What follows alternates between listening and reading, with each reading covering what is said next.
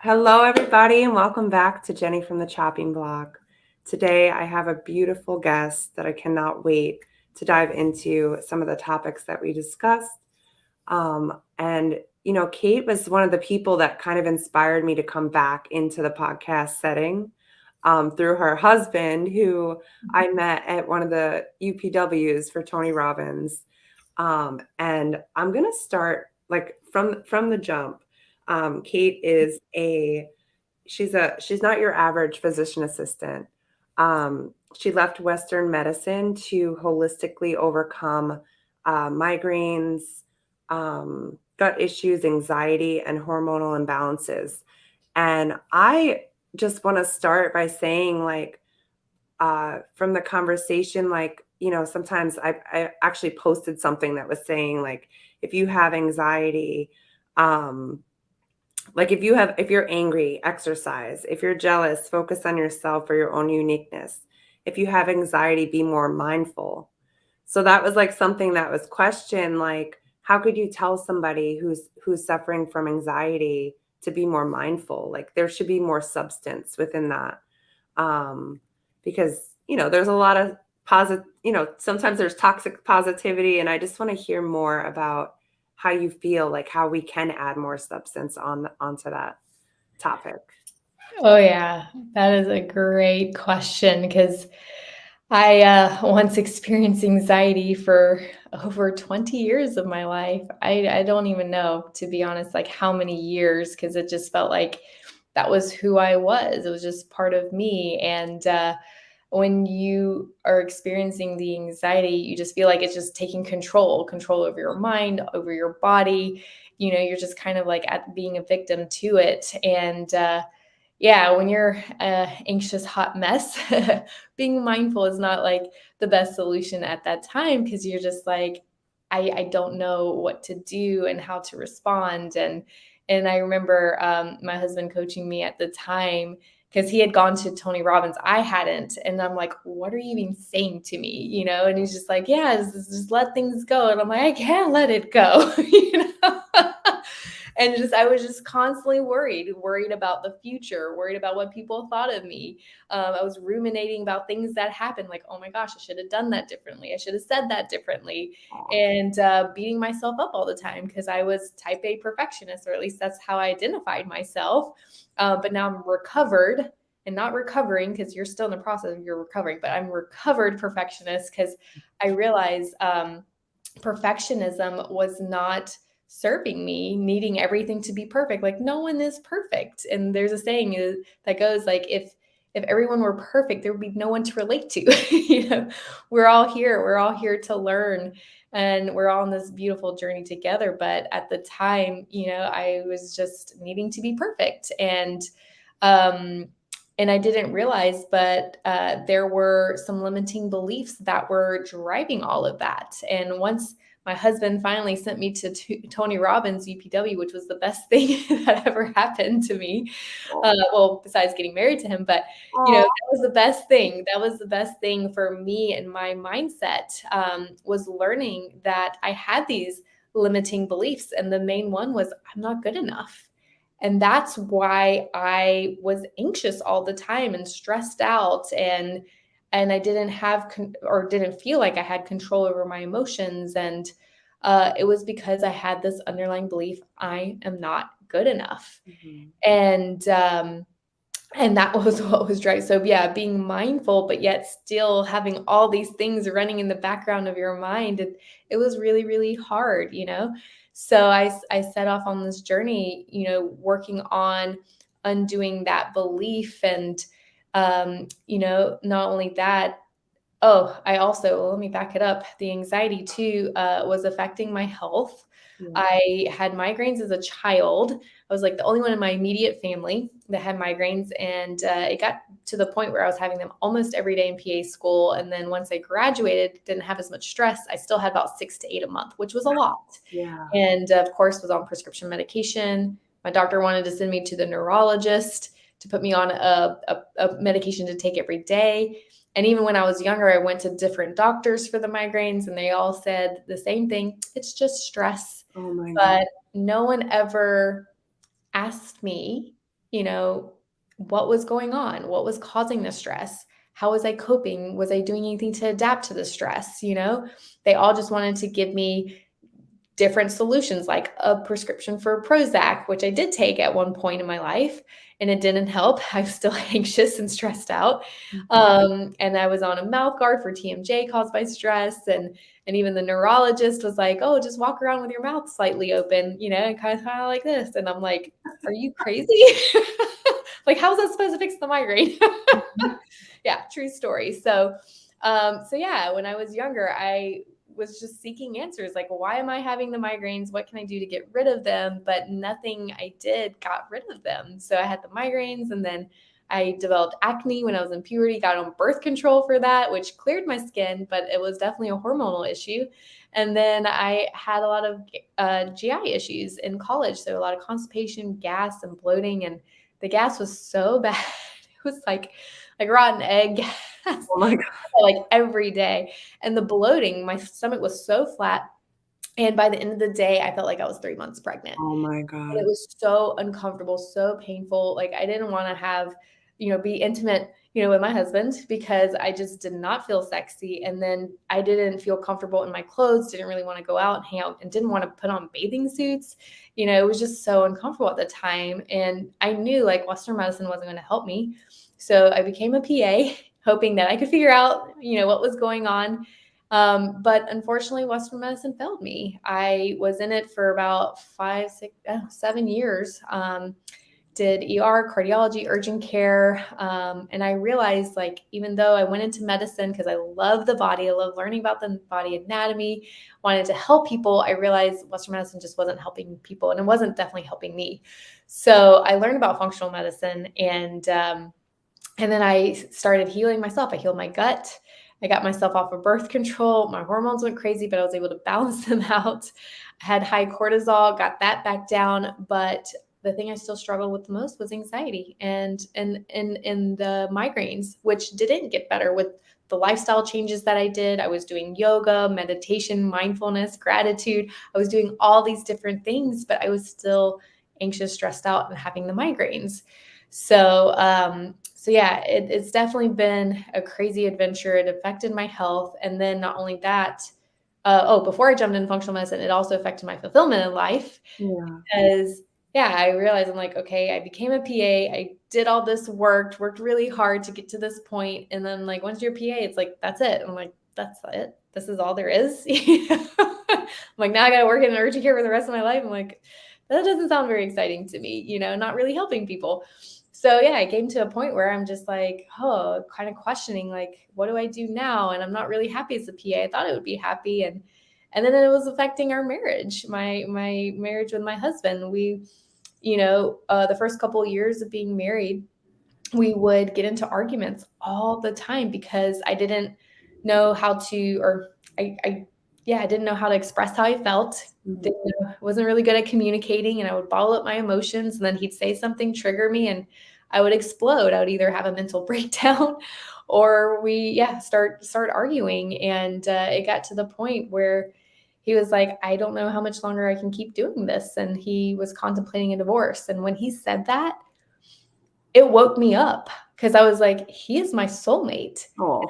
Do something to change, I'm gonna lose my soulmate.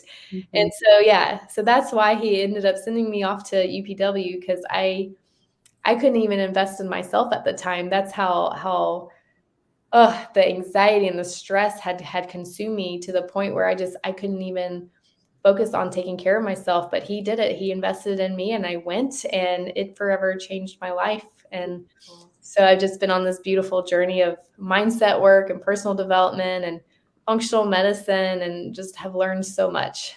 A couple of things came up. I wanted to ask you, like, for the people who are supporting people with anxiety, like to say, just get over it, or, like, I feel like it's like a silent, like anything mental health. It's like you can't see it. It's not like always physical, or like you could see like there's something going on with somebody. What do you think is like a way to best support somebody going through anxiety if maybe it's not you but it's somebody that a loved one, a family member, like what? How can you Yeah. support somebody? Because I think of that too. Like I went through my fight or flight, which we're going to talk a little bit about, like a couple of months ago, Mm. where I would just get into this state of like I felt like I was going to die, and I wasn't sure at that time what was triggering it. Yeah. And it's probably hard for our loved ones to understand what we're going through because we don't have like a closed caption on our bodies, like, so how do you think that would be like for family or friends to best Yeah. support somebody who's going through something similar? Yeah, absolutely. That's a great question. Yeah, because when someone has anxiety, they don't always want to share that because they don't want people to think there's something wrong with them. And that was another thing. I didn't want people to think there was something wrong with me.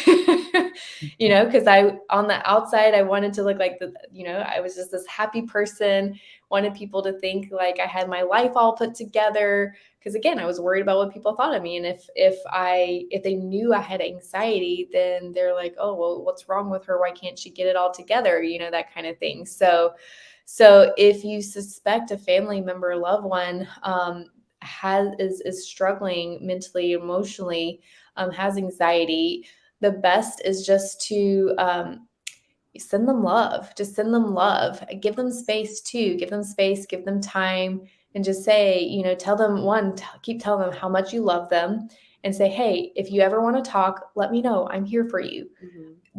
The last thing you should do is actually be like, hey, I feel like something's going on. You want to talk about it? No.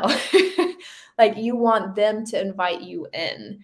Mhm. Because until then, if they feel pressured, they're going to want to resist and push you away. So the best thing to do is, yeah, just remind them how much you love them and let them know, like, hey, if you ever want to talk, I'm here.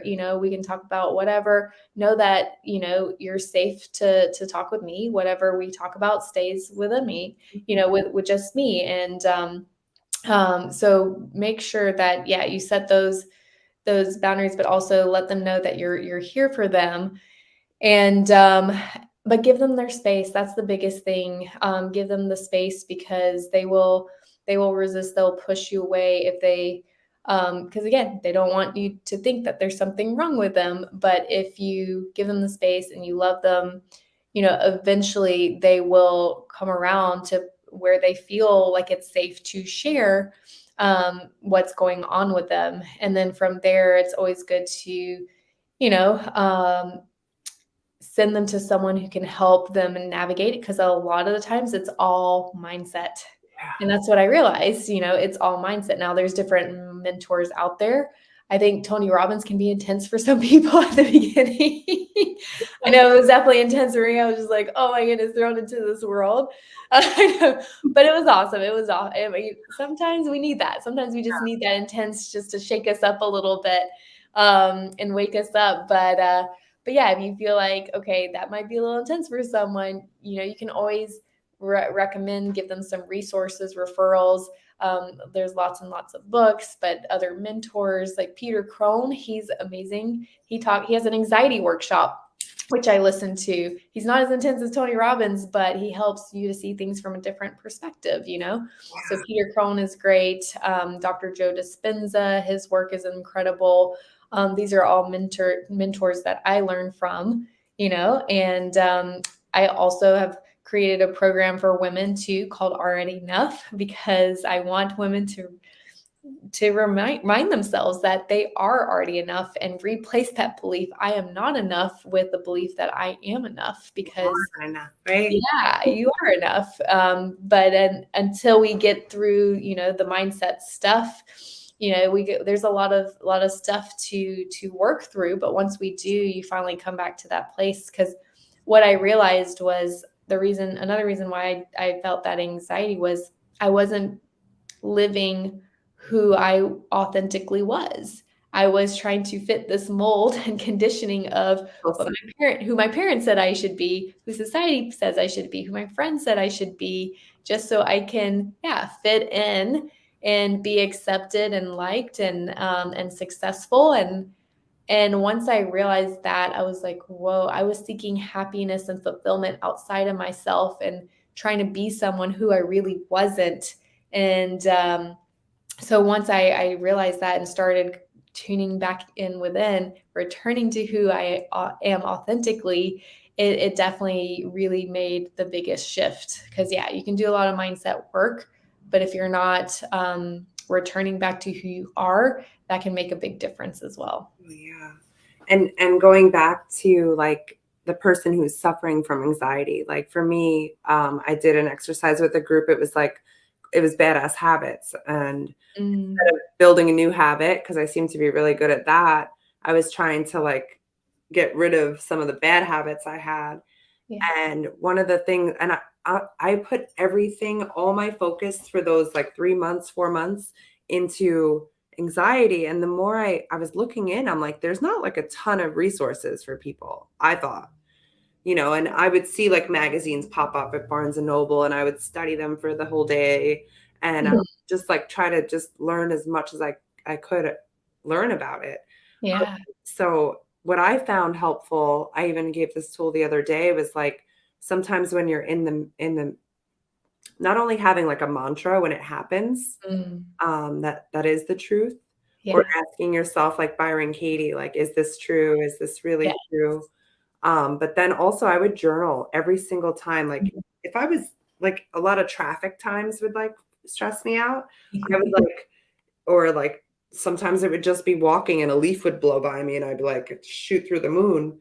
Yeah. So I had started like a log on my phone with notes, like the date, what happened, and like just so I could kind of like assess it, like either daily, weekly, monthly, like what's going on. Yeah. What were some of the things that really helped you through it? Oh, yeah. I did a lot of meditation. And at first it started with like meditation through Emily Fletcher. And she's like, "Yeah, just sit down and focus on this one word for 10 minutes." And I sat down and I'm like focusing on this word. Then I'm like, okay, it's gotta be 10 minutes. And I'm like, it's only been 2 minutes. And I'm like, what? 10 minutes felt like the longest, time of my life to go by. So yeah, I started with Emily Fletcher and then I did different, I did different apps like Calm and Headspace, did different things, um, guided meditations and Mhm. but I realized like, okay, it was good to kind of like calm me down in the moment, but I was still like throughout the day would get really, really anxious. So I started tuning in. I started tuning into yeah, my thoughts, and I love how you were writing them down. I just take mental notes of the thoughts, and thankfully, I had my husband to also help, listen into the language I was using, and he would help bring that to my attention when I was saying something that, was negative or not in the right energy and help me make a shift. But a lot of it was just like being aware of, yeah, what I was saying and okay, how did that make me feel? Mhm. If I felt really anxious or stressed out or tense, okay, maybe I just need to shift the perspective or just shift the way I was saying something. And that made a huge difference. But yeah, I would go into meditation a lot because if something happened and all of a sudden I was just feeling anxious, I would sit in the meditation and oh, deep breathing. Deep breathing too is another great, great tool because what it does is just calms your body back down. And you can do just 6 simple breaths, deep breath in and deep breath out. Because there's a study that shows it takes 6 breaths to change your physiology. Ooh. So just taking 6, deep breaths, inhale, exhale, can be enough. But there's different types of breathing you can do. Another fun breathing is called box breathings, 4x4. So where you breathe in for the count of 4, hold it for 4, breathe out for 4, and then hold it for 4. And you do that in like basically a cycle.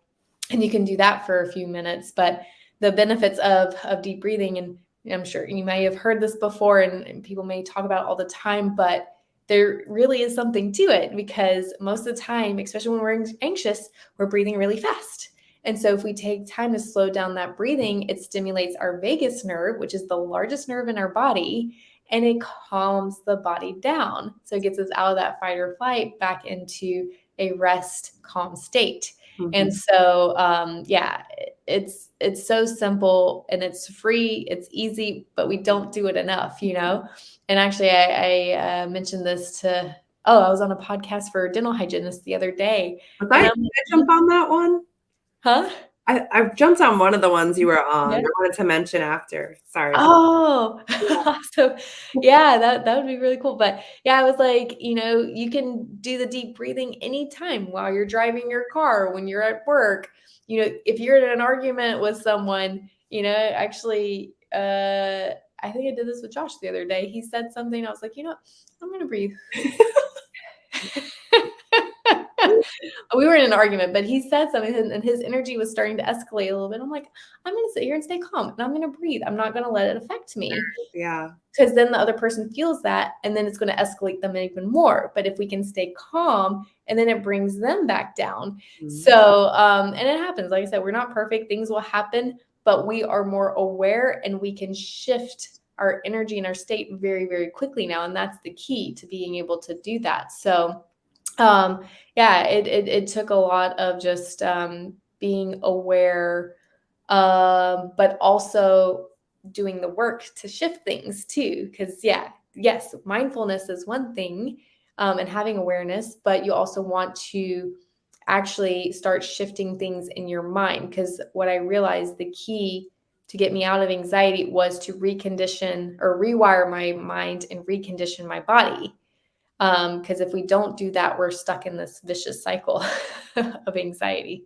So you said recondition your mind and then Rewire the mind and rewire recondition the body. Yeah. So can you give me an example of that? I just heard that today also, and I found that like it worked. It's like it goes together, right? Yeah, because in our brain, we have all these neural pathways. And so these neural pathways are wired. So it's based off things that have happened in our life. So, say, like, for example, memories. Whenever we have a memory of, like, this is a very common memory, but remember your grandma baking cookies in the oven, as soon as you have that memory, you smell the cookies. And all of a sudden, you just feel that feeling of just like, oh, comfort and love. And we associate memories with all our senses. And that will create a neural pathway in our brain. And so what has happened is that different events and things in our life have happened, and we've created these neural pathways. Some have gotten really, really strong. So when it comes to anxiety, like, you probably experienced a lot of things where it just made you feel anxious. And because you've experienced it over and over and over and over again, a thought will trigger that neural pathway, which sends you into the conditioning of the anxiety response, which for me was like really tight muscles.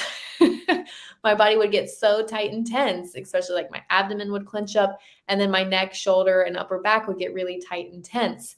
Other people, it's like their heart rate gets really fast, or they feel short of breath, or tightness in their chest, or feel tightness in their throat, or dizzy or lightheaded. Everyone has different symptoms when they experience anxiety, or what I call a sympathetic state or survival state, because it's actually very, very, anxiety may not necessarily be the only term, but it's what I used to identify with in the past, because we can still feel that same way with doubt, with worry, with overwhelm, with fear, with just feeling stressed out. The So favorite flavor of suffering, right? yeah, exactly. So yeah, I lost my train of thought for a second. um Well, I wanted to ask you, so we're talking about like different ways of, coping with yeah. anxiety. And one of the things that when I did jump on one of the podcasts, I don't know if it was with the dental hygienist, but it was definitely about, we were talking about sugar and food. And I still want to hear a little bit more about how you helped heal your gut, because that's something that I haven't quite figured out yet. Like I bought the book Happy Gut that I'm doing with the 75 Hard group. And I know that that's like the foundation for a lot of our well-being, right? Yeah. So if you could just help, give me Oh, some yeah. clarity on that and tell me how you helped heal your own gut. Absolutely. Yeah, because there is a link between gut health and anxiety. However, it didn't help me completely clear the anxiety, but it's true. Like, in functional medicine, we've learned that, gut health is so important, and it's linked to so many chronic diseases and disorders. In fact, we call the gut the second brain because our gut produces a lot of neurotransmitters. In fact, we produce more neurotransmitters in our gut, especially one called serotonin, which 90% is produced in our gut. And serotonin is that neurotransmitter that keeps us calm and happy. So if we have gut issues, a lot of people can have less amount of serotonin being produced, which can contribute to the anxiety. So, but yeah, in terms of what happened with me, I definitely had, a lot of the gut issues, which, there's so many root causes. There's so many things that can affect gut health. Birth control, for one, most women don't realize, but there's studies that show it causes leaky gut. And I was on it for over 15 years for the acne. And eventually, actually, no, I healed my gut before I came off of it. But I still occasionally had some gut issues. But yeah, it can be a big contributor to gut health. So yeah, coming off birth control is one of those. But before I did that, was identifying inflammatory foods first and foremost, because the food that we eat is very, very processed unless we're eating whole plant foods and foods that are organic, because pesticides in food actually disrupt our microbiome. And the microbiome is all the healthy, like gut bugs, bacteria. Sometimes we even have a little bit of yeast. And I had this conversation with a client the other day too. I'm like, a little bit of yeast in our gut is not bad. And I think some people go a little bit crazy treating everybody for yeast and they still have issues. I'm like, yeah, because you don't want to clear everything out. Like everything's supposed to be there in community with each other. A little bit of yeast, a little bit of E. coli. We hear about traveler's diarrhea from E. coli from other countries. Yes, when it overgrows, takes over Candida and E. coli, it becomes a problem. But I had an overgrowth of bad bacteria. So what I did was I did a stool test to see what was going on. And I identified some inflammatory foods. I pulled out gluten, dairy, and then I pulled out a couple other fruits and vegetables for me. And it has to be personalized. For me, I was sensitive to tomatoes. Huh? How'd you know? Just the way you felt, or? So the stool test that I did, actually, I recommend in a lot of clients, it's called Viome, Viome. And it identifies certain foods to remove based on their interaction with the gut bacteria. So I had to pull out tomatoes, cauliflower, apples, hemp seeds, and cashews. I think that was it. There's a few foods I had to remove. And then based on my different pathways, I realized, I had an overgrowth of bad bacteria. I needed to support digestion and I needed to heal my gut lining and then put in some good bacteria. So that's what I did. Based off the results, I knew, okay, this is what was going on to help heal my gut. Put myself on those supplements, took those foods out, and you want to avoid those foods for at least 3 months. Even the gluten and dairy. And I've had this conversation with some clients. They're like, well, I rarely eat it. Just eat it once in a while. I'm like, once in a while is not going to cut it. Like you need to get rid of it.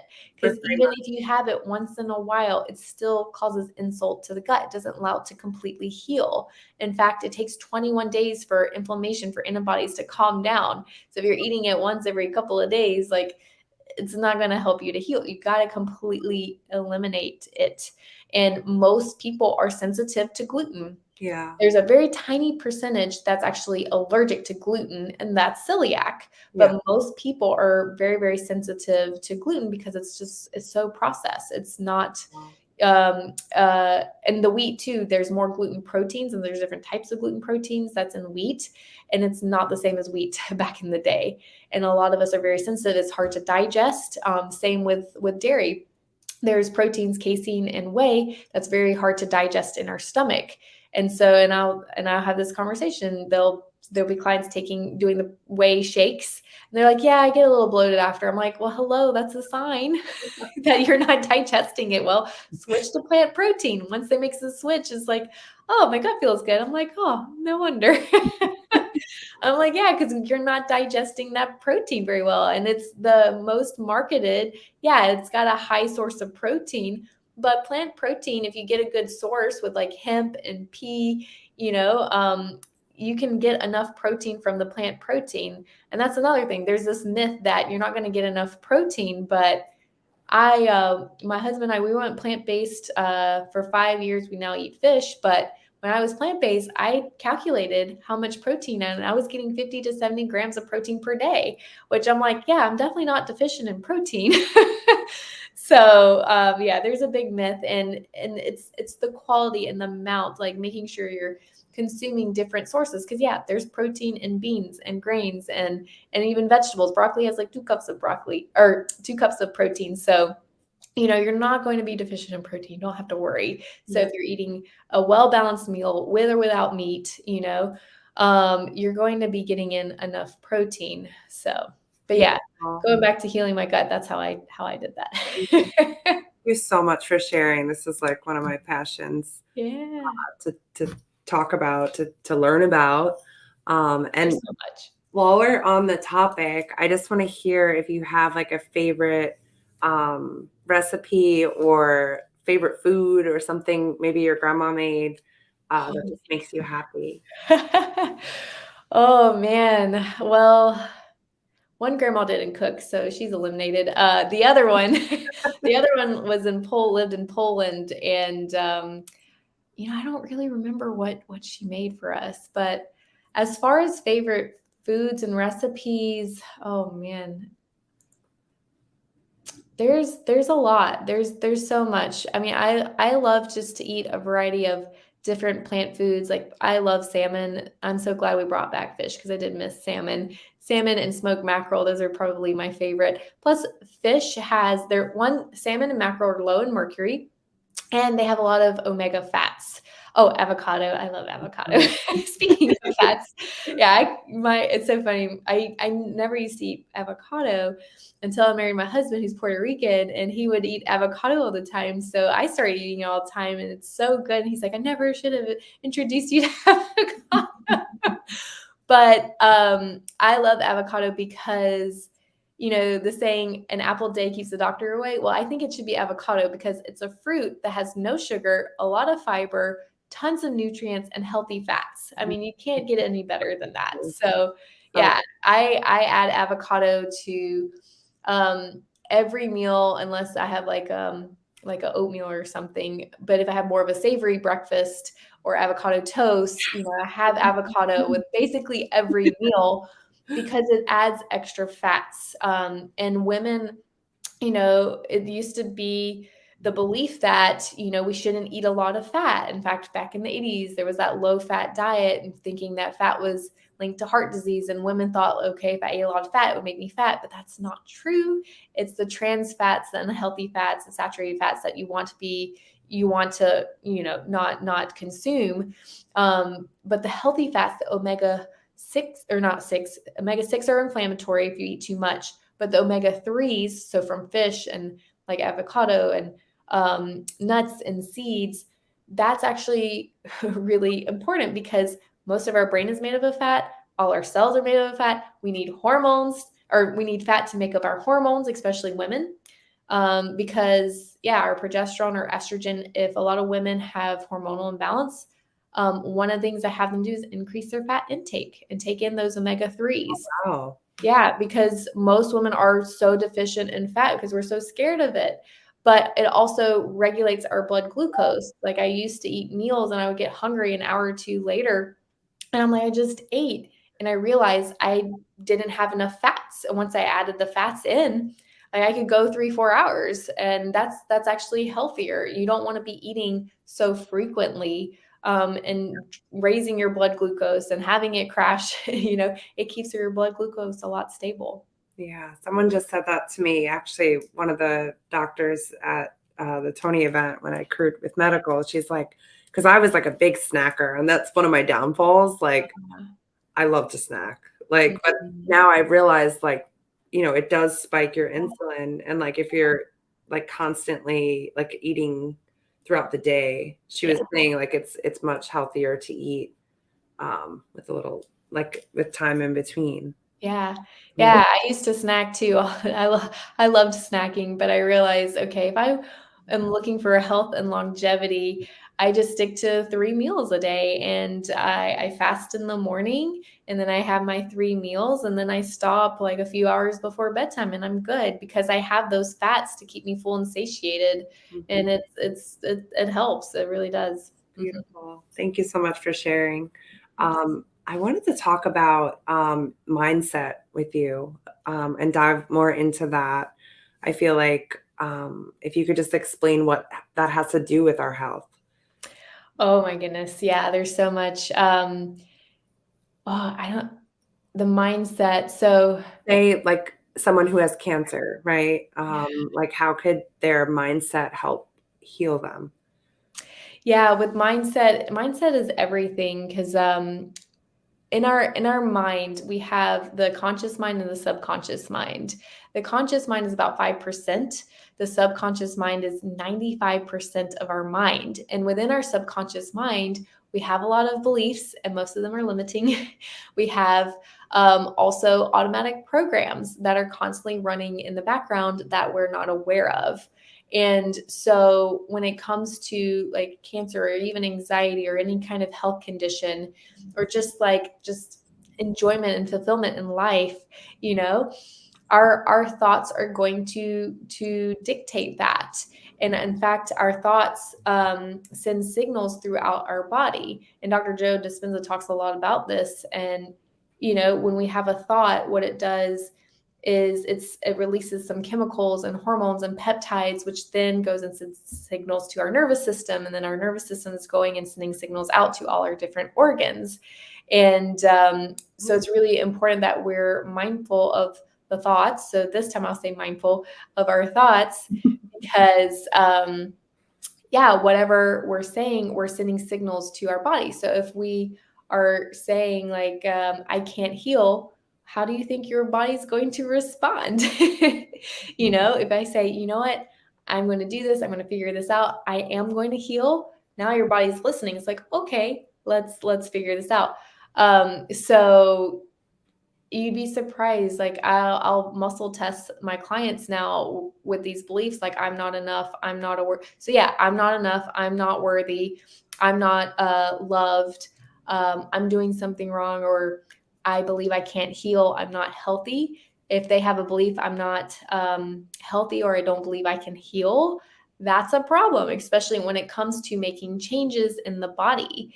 And so sometimes they may not think they don't have that belief, but it might be in the subconscious mind because we're not aware of what's happening in our subconscious mind. So the goal in working with my clients is to bring that into awareness, into our consciousness, because when we're aware, we can make the change. We can start, again, rewiring the brain to install new beliefs and start strengthening those neural pathways, which then affects the body physically, because I say psychology manifests physiologically. So when it comes to different health conditions, in fact, there's studies that show people like with cancer, if they have a positive outlook, like they believe that they can heal, they're going to heal, versus those that are like, oh, well, this is my fate. This is it. I'm doomed. They are not going to survive very long. So mindset is so powerful. And even Dr. Joe Dispenza talks a lot about that in his book, You Are the Placebo.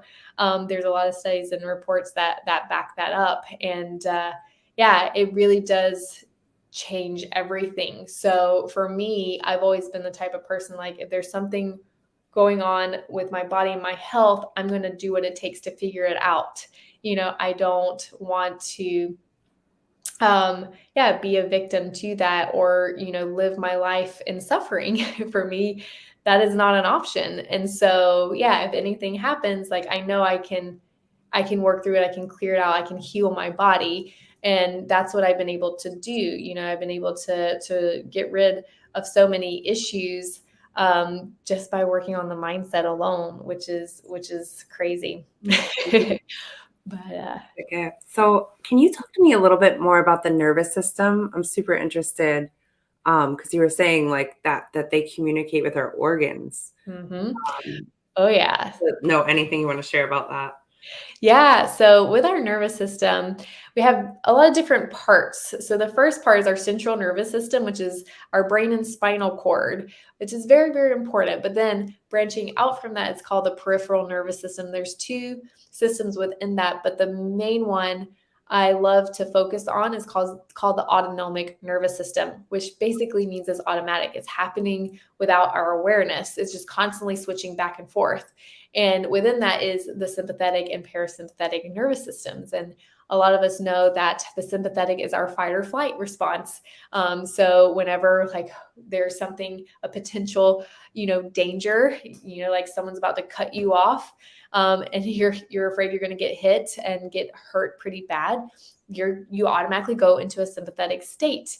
But then parasympathetic is the opposite. When we're calm, when there's nothing really happening that we need to worry about or stress out about, our bodies are nice and calm. That's our rest and digest state. So the sympathetic is what I call the survival state, because unfortunately, most of us are operating in survival like 24/7. And that is what was happening with me. I realized this is where the conditioning comes in. I had conditioned my body to operate in this state of survival. And I remember at a point in PA school, I would wake up and I would gasp for air. My heart would start pounding, and I just start the thoughts flooding in, just start thinking about the day and, all the things that I had to do, things that might go wrong, things, am I going to make it through PA school? I'm too young. What am I doing? Questioning my life, and just like all these thoughts, flooding in.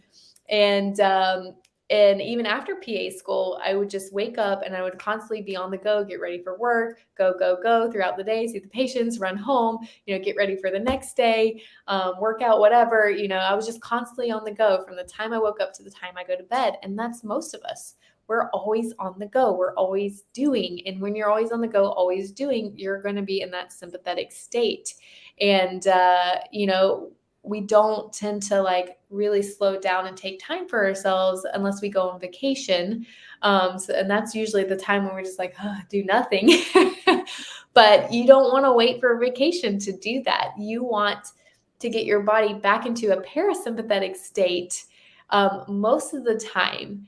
And another reason why we're constantly in the sympathetic state is because our subconscious mind is perceiving all these things outside of us as threats. If your boss is unhappy and is calling you in for a meeting, you're like, oh, what did I do? You start thinking danger, danger, danger. Or, you get a text from your friend, and you're like, oh gosh, are they mad at me? Even though it's like something going on with them, we start creating stories about what's happening with the people in our life. And most of the time the stories aren't even true. So it just automatically sends a red flag, puts us into that sympathetic state. We're always on edge, we're always on the go, getting things done and, by deadlines and stuff like that. So it keeps you in sympathetic. And so, there's a physical and an emotional manifestation of each state. And when you're in a sympathetic state, a lot of the common emotions we will feel is anxiety or anger, resentment, frustration, overwhelm, doubt, worry, guilt, or shame. So those are very common symptoms we will experience when we're in that state. Physically, I've mentioned some already, like that tension in your body, which I used to feel, the tension, tightness in our muscles, because our bodies are priming to get ready to fight or run. Also, the tightness in the chest, shortness of breath, your fast heart rate, is feeling dizzy, lightheaded, but also GI issues, getting the constipation, bloating, because the signals are slowing down from our brain to our digestive tract. Because when we're in a survival state, we're not thinking about eating and breaking down our food. Signals are going to slow down to our reproductive organs. So a lot of women will have PMS issues, a lot of period issues, the mood swings, the cramps. They'll have really irregular periods, sometimes even having trouble getting pregnant.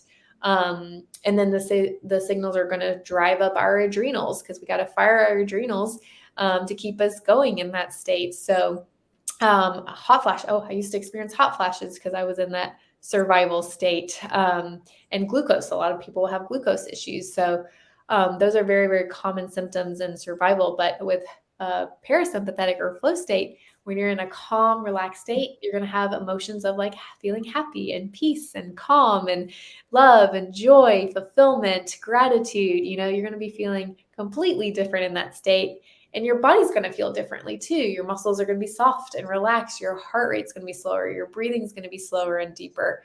Your digestion is going to work, more efficient, or digestive tract is working more efficiently. So you can break down and absorb that food and eliminate all the waste. And then the reproductive organs, you're going to be producing all your hormones and not having any period issues. And if women want to get pregnant, they can get pregnant without any issues. And then the glucose is going to be a lot more controlled too. So there's a lot that's going to happen in the body. But, I always tell my clients, like, tune in and see how you're feeling, and if you're feeling certain emotions, then whether you're in a sympathetic or parasympathetic state or not, or if you're feeling certain things physically, whether you're in survival or flow state. Can you choose to be in flow state?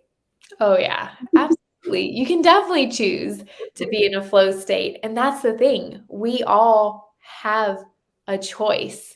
And so I realized, I think it was last year in May, my husband and I, we went to do an ayahuasca ceremony in Costa Rica. Oh, And yeah, and because I realized, I'm like, there's something I need to work on. There's still something I got to figure out with this anxiety and, and this mindset. And I knew there was something that was still getting in the way. And what I learned during my ceremony was that I was creating my suffering. yeah. And I had a choice in every moment to either choose suffering or to choose to live in a beautiful state. And Tony Robbins talks about this too. Like, you can change your state like that.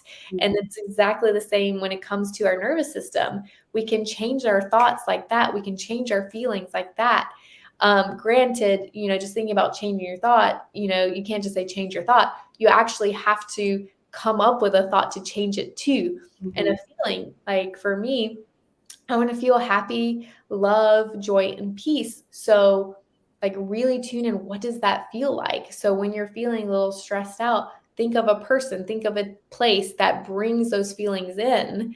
Because sometimes it can be hard to just bring or just feel that feeling. But if we remember, we associate our feelings with experiences in our past. So if we can bring that in, remember that, it's going to flood our body, where it's going to bring us back to that experience. But what we need to do is bring more of those positive experiences, because we tend to bring in a lot of those bad experiences and relive them over and over again. So if we can bring in more of those positive experience of feeling that love and that happiness, we start to become it. And that was the key for me, not only working on the mindset, but really working on who do I need to become, or who do I want to become? That's my authentic self, and really expressing her, embodying her every single day. And so yeah, we can definitely, we have the choice. We can shift out of that state very, very quickly. Beautiful. Because it seems like, when we say like 95% of our life is subconscious, right? And it's like even the thoughts we think are pretty much like probably that same percentage every day. So there's only room for 5% more of new things to come in. Yeah. So yeah, they say we have about 70,000 thoughts per day, and 80% of those are negative, and they're recurring from like the last couple of days or last couple months or years, and it's so true. But the good news is that we can start to change those thoughts, so we don't have those thoughts as much. Granted, will they still pop up? Absolutely. I occasionally have a thought, I'm not good. I'm like, no, get out of here. I am good enough. So, I can handle it a lot better now because I'm aware now. I'm like, no, you're not coming and hanging out with me today. I always think of the Michael Singer, since that's like my whole world right now. Yeah. Like in the Untethered Soul. And he talks about how if we took that inner critic outside of us and sat him down next to us on a couch, like, would we allow that? Yeah. And there's no way. Yeah, it's so true. And Jay Shetty did this beautiful exercise with these girls one time, where they were writing all the thoughts they had about themselves. And then he brought their sister out, and he said, now read to your sister. And it was very hard for them. And it's so true. It's like everything we say about ourselves, would we say that to another person? No, we wouldn't be that mean to them. So why are we being that mean to ourselves? And that was an eye-opening. I was like, wow, he's right. And I love how you said, like, it's important to replace the thought or message with something positive. Like for me, I would say like, oh, like I would drop something and it would make me so like, how can I possibly have let that drop? It would like piss me off and just make me feel so stupid. And I would get like mad at myself, and I'd be like, you're so stupid, right? Initially. And then I'm Yeah, like, no, you're not. Like right away, it was like a fun little game I would play. Like, no, you're not. Actually, you're brilliant. yeah, Right. exactly. It Just just happened. yeah. It's just something that happened. Oh, another saying by Shakespeare is nothing is good or bad, but the meaning that we give it. And it's so true. Like whatever is happening in our life, what is the meaning? So that was another thing. Recognize, and I would ask myself, what meaning am I giving this right now? You know, both good and bad. Because, we tend to like, be excited over the good things. And then when something negative happens, it's like, oh, it's like, it's absolutely terrible. But it's like, both the good and the bad, like we say it's good or bad because of the meaning that we give it. And so that was another thing that really helped me to shift my perspective is identify what is the meaning I'm giving this person? What is the meaning I'm giving this situation or this thing that's happening or myself? Like, and being able to identify that, I was like, oh, okay. And I just let go of the meaning. It's that easy. Like once you identify the meaning you're giving it, it's like, is that really true? No. And just let it go. And then you can just feel that shift in your body. Yeah. And, I always thought that saying, your husband's watching. I always thought the saying, like from Wayne Dyer, it was like, it just is. Like that's Yeah. something that just massively just like was so impactful to me. Like it's like birds don't fly and think, oh, it's raining. This sucks. It just is. Like they just carry on with it, Oh, right? Um, exactly. and there was one other thing I wanted to ask you about the subconscious mind. Did we talk about the three pillars? Can you maybe talk a little on that? I don't think we dove into I've touched upon. So what I realized on this journey is that yeah, it was important to identify my limiting beliefs, my thoughts and my limiting beliefs. But then I'm like, okay, there's still something more that's going on that's apparently, still affecting me and causing me to experience and feel the anxiety and be stressed out. And then I record so the thoughts and the beliefs is the first pillar of our subconscious mind. And then the second thing was identifying my triggers because I didn't realize, but being triggered activated my core belief. And so once I identified my beliefs, that I was not good enough, I'm not worthy, I was doing something wrong, then I started tuning into when I got triggered. So, yeah, when my husband would say something, I'm like, oh, I would have to take a moment and pause. And sometimes I have to walk away because if we don't, I might, or if I respond in that moment, actually, I should say react in that moment because that's what happens most of the time. We get triggered, we end up reacting, and we say things that we don't mean. So I would started noticing, okay, I need to take a pause, sometimes even walk away and figure out what is going on. Why am I triggered by what he said in this moment? And it happened like a couple months ago. He said something and it really triggered me because he just, wanted to help me on something I was working on. So I went and sat in meditation. I'm like, okay, what did he say? Okay, he said this. Why was I triggered? I'm like, oh, I felt triggered because I felt like whatever I was doing wasn't going to be good enough. Yeah. Going back to I'm not good enough wound. So Yeah. that it was activating that core belief, that limiting belief. And then I was like, oh, okay. I realized, okay, he was just saying this, from a place of love because he wanted to help me. He's not saying that what I'm doing is not good enough. And that was like, oh, an eye-opening experience because when we can identify our triggers, there's a saying is I might butcher it a little bit, but between a stimulus and a reaction, there's a gap. Mhm. So I like to reword and say between the trigger and the reaction, there's that gap. And if you can identify that gap and recognize as soon as you get triggered, take that moment to pause, then we can go from reaction to now responding very calmly. Because then I could go back to him and be like, hey, when you said this, I was triggered, but I recognize why I was triggered. It was because of my limiting belief. I know that what you're trying to say is just, you're just, doing it from a place of love and you're just trying to help me. Yeah. And it definitely significantly reduced our arguments. So, and was a game changer for us. So yeah, identifying trigger. And it's not just triggers from people, But other things in our environment can trigger us too. Like sometimes, yeah, the weather, the change in weather, like all of a sudden it's raining. It's like, oh, and all of a sudden you just have a grumpy day. You're upset and stressed out for no reason because it's raining. It's like, no, identify, okay, why am I? Oh, well, it's raining because, or I'm triggered because I was going out with my friends and I wanted to look a certain way, but it goes deeper. It's like, okay, I'm worried about not looking good enough. So it can be like the weather, or sometimes the situations that are happening in the world can trigger us because Yeah. they are not in our control, but yet we want to control it. Mhm. And like the pandemic, for example, it created a lot of stress, a lot of fear, and it triggered a lot of people because now all of a sudden their schedules were shifted. They couldn't see their loved ones, like everything in their life all of a sudden changed. So yeah, we can attach to it and stay attached to it and be and grumble about how everything's changing, or we can just surrender and let go and just be like, you know what? Yeah, like uh, was it Wayne Dyer? It's like, it is just what it is. Like, this is just a moment in time. It's not forever. And yeah, so different things can trigger us in our environment. Toxins, infections too. Even like the virus would trigger a lot of people. But yeah, so that's the second pillar: identifying. What's triggering you? Is it a circumstance? Is it a person? Sometimes things, chemicals or food that we're eating can trigger us and send us into a sympathetic state.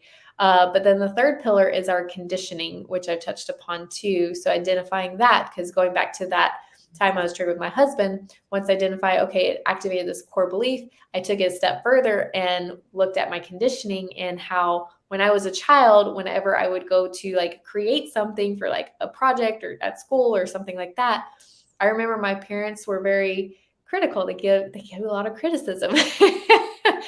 And I think that's why I developed the belief I wasn't good enough as a child because, you know, here I am creating something. I think it's amazing. And it's like, well, this could be better. That could be.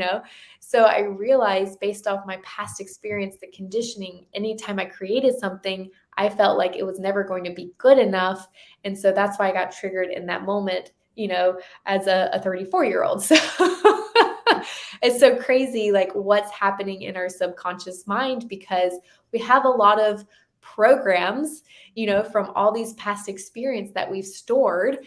And just again, bringing them to awareness can make a huge difference, because then we can say, hey, that's not happening right now, you know and him saying that doesn't mean what you're creating is not good enough. Like, it's going to be incredible, it's going to be amazing, but be open to adding in some different things to tweak it, make it even better. So Yeah. yeah, so those are the three pillars that I Thank you so much. identified, which really helped me to shift out of that survival response and be able to calm my body. Because at the end of the day, I realized, yeah, not only I had to rewire my mind, I had to recondition my body and teach it and train it to be calm again and recognize, like, whatever is happening right now is not linked to those past experiences or Yeah. linked to those beliefs, because those beliefs aren't serving me anymore.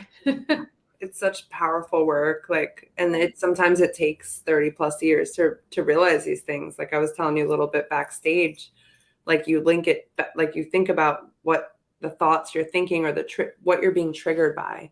And I just want to add, like, primary question comes up a lot, leading into the week of Date with Destiny. Oh, There's thousands of people working on their primary question. yeah. And I think, from what's the question we keep asking ourselves? Like for me, my Yeah. new primary question is, how could I be of even better service in this moment right now? Mhm. And if I keep asking myself that, I think that's going to lead me to a beautiful life. Yeah. Instead of asking, like, what have I done? Why is this always happening to me? Or Yeah. like, how about what can I learn from this? Or what's Yeah. beauty in this moment right now? Yeah. Like you said, Oh, yeah. perspective, like the primary questions we're asking. I love that. Yeah, when you said, "What can I learn from this?" That was another question I was asking myself, because I realized, life is presenting you with a lot of opportunities and a lot of lessons. And so I no longer, what's the saying? Life is not happening to you, it's happening for you. Mhm. And I realized, because Tony Robbins says that too. I realized, wow, when he said that, before I was a victim to my environment, and now I'm like recognizing, okay, when something happens the way that I didn't expect, or the way, it didn't go the way I wanted it to, I'm letting go and surrendering, saying, everything's happening for the highest good. Yeah.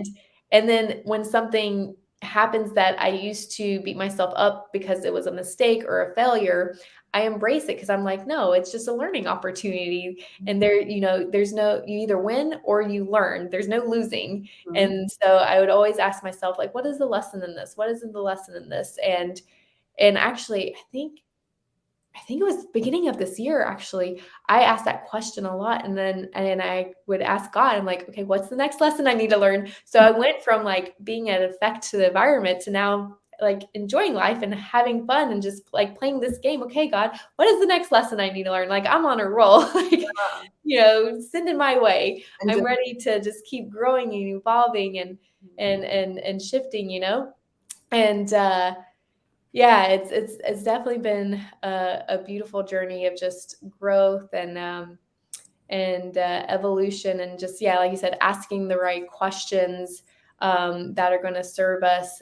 Now my new question is, how can I do everything with love? with more love, because you're already doing it with love. Yeah. So how can you do it with more love? Because you are.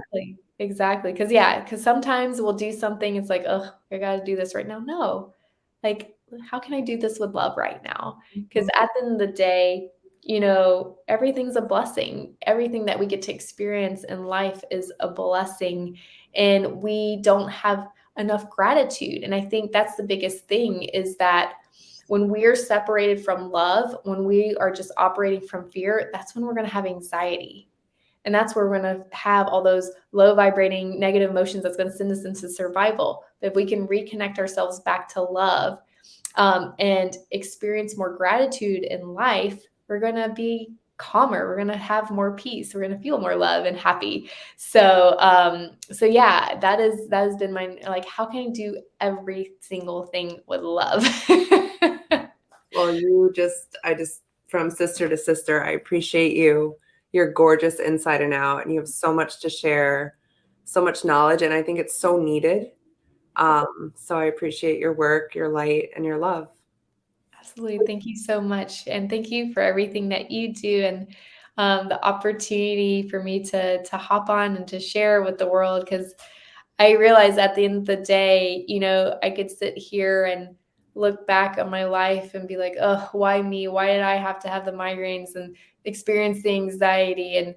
And I realized, wow, I needed to go through everything I went through, the pain emotionally and mentally, all the mental breakdowns, the pain of almost losing my husband, just so I can learn the lessons I needed to learn, and learn about all the tools and the insights and the strategies to pull myself out, so that I could be here to show others and how to do the same. And that's just been my goal and my mission. So I thank you so much for this opportunity, because I want everyone to know, like, yes, you are already enough, Mhm. and that there is hope. And I love each and every one of you.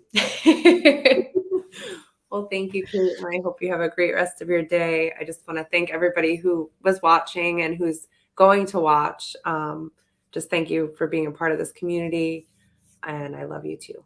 Have a great day. Bye. Ciao. All right.